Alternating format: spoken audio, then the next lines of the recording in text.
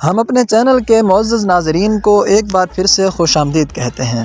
سلطنت عثمانیہ کے مؤسس سلطان عثمان بن ارطغرل کے بعد ان کا بیٹا سلطان اور خان تخت نشین ہوا اور حکومت اور فتوحات میں اپنے والد ہی کی پالیسی کو اختیار کیا۔ 726 ہجری میں سلطان اور خان تخت نشین ہوا اور 727 ہجری بمطابق 1327 عیسوی میں اس کے ہاتھوں نیقو میدیا فتح ہوا۔ یہ استنبول کے قریب ایشیائے کوچک کے شمال مغرب میں واقع ایک شہر ہے جس کا موجودہ نام ازمیت ہے۔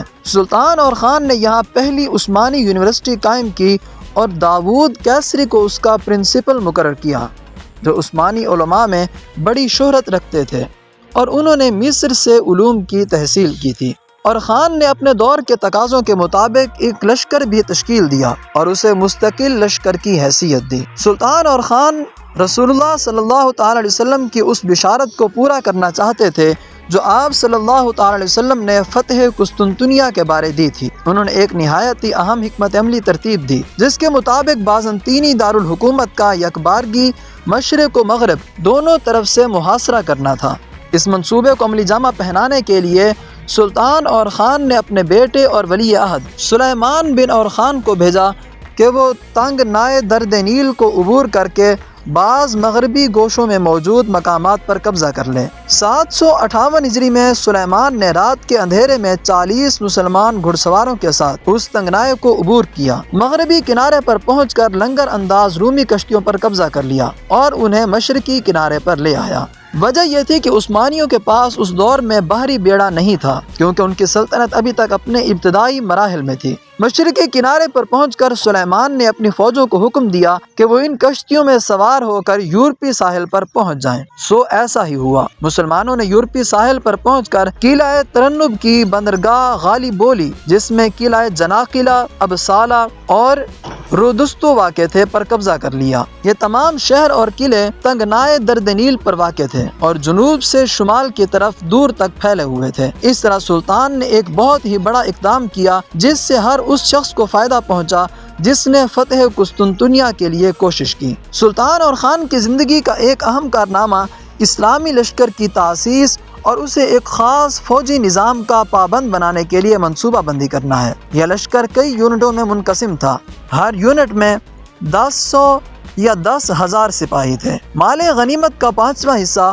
اس لشکر پر خرچ ہوتا اور یہ ایک باقاعدہ فوج تھی۔ اس سے پہلے صرف جنگ کے وقت لوگ رضاکارانہ جمع ہوتے تھے، کسی باقاعدہ فوج کا انتظام نہیں ہوا تھا، اور خان نے اس لشکر کے لیے چھاؤنیاں بنائیں جہاں انہیں جنگ کی ٹریننگ دی جاتی تھی۔ انہوں نے ایک اور لشکر کا بھی اضافہ کیا جو انکشاریہ کے نام سے پہچانا جاتا تھا۔ اس میں 9 مسلموں کو بھرتی کیا گیا جو سلطنت کی حدود کے وسیع ہو جانے کی وجہ سے عثمانی سلطنت کے شہری بن گئے تھے، اور غیر مسلم اسلام دشمن طاقتوں کے ساتھ جنگ میں مسلمانوں کی کامیابی اور مفتوحہ علاقوں میں بسنے والے لوگوں کی ایک بہت بڑی تعداد کے اسلام میں داخل ہو جانے کی بدولت کافی تعداد میں اسلامی قلمرو میں آباد تھے۔ کئی متعصب تاریخ نگاروں کا خیال ہے کہ انکشاری فوج نصرانیوں کے ان بچوں سے بنائی گئی تھی جو ان کے والدین سے چھین کر جبراً مسلمان بنائے گئے تھے۔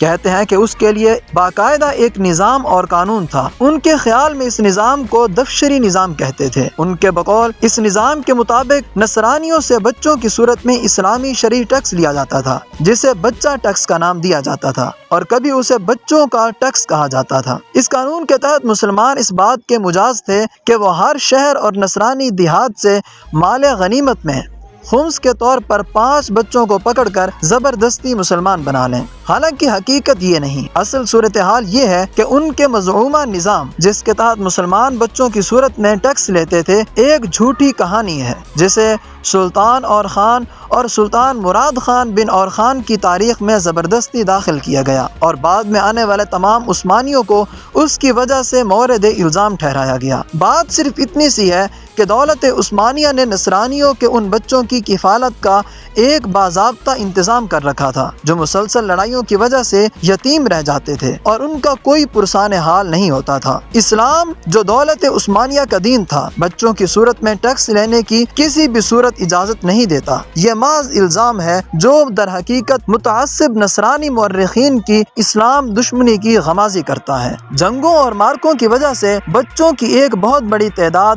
اپنے ماں باپ سے بچھڑ جاتی تھی۔ مسلم حکمران عثمانیوں نے ایسے تمام بچوں جن کے باپ اور مائیں ان سے بچھڑ گئی تھیں اور وہ مفتوحہ شہروں کے گلی کوچوں میں آوارہ پھر رہے تھے، ان کی کفالت کا اہتمام کیا اور ان کے روشن مستقبل کی انہیں ضمانت مہیا کی۔ اور کیا روشن مستقبل کی دائمی ضمانت اسلام کے علاوہ کسی اور دین میں موجود ہے؟ اگر مسلمان اس بات کے حریص تھے کہ غربت کا شکار بچے اسلام کو اپنے گلے کا زیور بنا لیں تو صرف اس بات پر انہیں یہ جھوٹے لوگ یہ الزام دے سکتے ہیں کہ مسلمان بچوں کو ان کے ماں باپ سے زبردستی چھین کر انہیں جبراً مسلمان بنا لیتے تھے۔ بعض مسلم تاریخ نگار اپنے سکولوں، کالجوں اور یونیورسٹیوں میں اس کا باقاعدہ درس دیتے ہیں اور وہ اسے اس انداز سے اپنے طلباء کے سامنے بیان کرتے ہیں گویا یہ ایک مسلمہ حقیقت اور کھلی سچائی ہے۔ حقیقت یہ ہے کہ یہ کہانی محض جھوٹ، افترا اور الزام ہے اور اس کی دلیل کسی مسلم کتاب میں موجود نہیں ہے۔ ہم امید کرتے ہیں کہ آپ کو ہماری یہ ویڈیوز بہت اچھی لگ رہی ہوں گی۔ اگر آپ ہماری ان ویڈیوز کو پسند کر رہے ہیں تو ہماری ویڈیوز کو لائک کیجئے، چینل کو سبسکرائب کیجئے اور بیل آئیکن کو پریس کر دیجئے